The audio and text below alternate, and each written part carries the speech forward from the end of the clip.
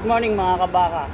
So, welcome po to Usapang Baka, Kabakang Leon.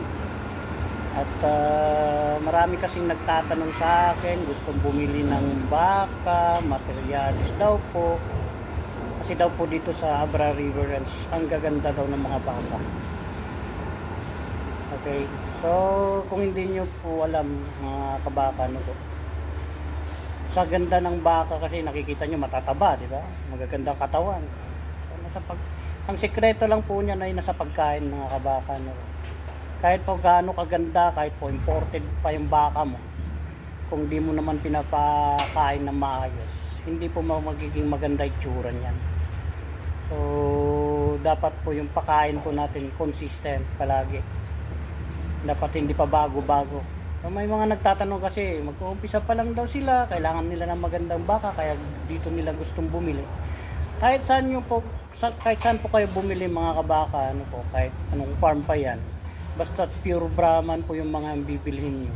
Magaganda at gaganda po yan kung maganda pa yung sistema ng pakain. Hindi yung mamaya, maganda, bukas, pangit, sa makalawa, nappier, sa susunod na araw, mais naman, sa susunod, naubusan ng concentrates or raw materials sa concentrates, nawalan ng copra. Okay lang, may darak naman. The other week pa darating yung copra. So, hindi po pwede yung ganun mga kabaka. No po. Dapat ko, kung ano yung inumpisa nyo ipakain, kung kumpleto yung pakain nyo, dire-diretso po yan. Kasi, ang pinapakain po natin talaga sa baka is yung normal bacterial flora ng kanyang rumen. So kung pabago-bago po yung pakain yung mga kabaka, ano po, ay yung rumen po magsasuffer. Yung bacteria po, yung good bacteria, yung mga bacteria sa rumen ay namamatay.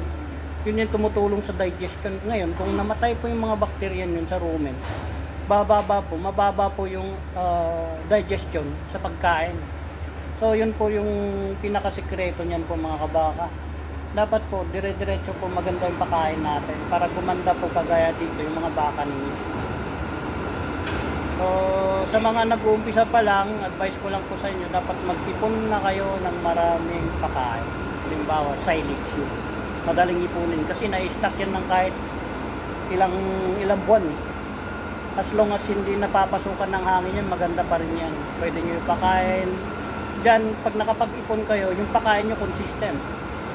Alam nyo bakit? Na-imbak yung pakain nyo, silage yan. Silage para yung pakain. Hindi kagaya ng cut and carry na mamaya, fresh, maya-maya, tuyo na. Yung iba, kung minsan, ginigiling na, pero hindi pa pinapakain. So, paiba-iba po yung consistency sa pagpapakain. So, advice ko lang po sa mga mag-uumpisa pa lang, dapat kung pinaka-unang tutukan nyo is yung pakain, hindi po yung kagandahan ng baka. Yung baka kung may pera naman talagang pambili ng baka, makakabili naman kayo ng magagandang baka eh. Ang pinaka-importante po dyan talaga yung pagkain. Palagi namin sinasabi kasama, 10 ng aking mga kasamang consultant, dapat po ready po kayo sa pagpapakain. Ready po yung farm ninyo na kaya nyo supplyan yung mga baka ng tamang pakain. The whole year round po yan. Hindi po pwede na supply nyo lang is good for 6 months. Hindi po pwede yun. Eh di gugutumin nyo ng another 6 months yung mga baka nyo. So yun lang po may advice ko mga kabaka.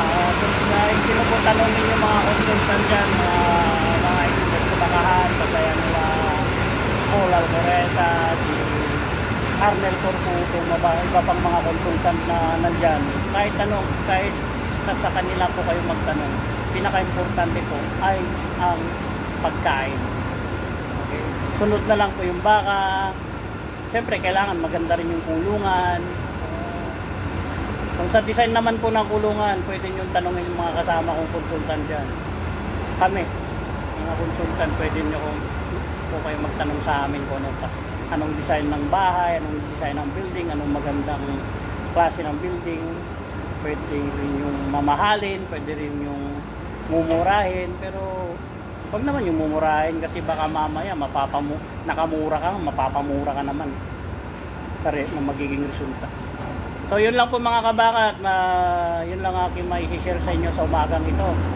At magandang umaga po sa ating lahat.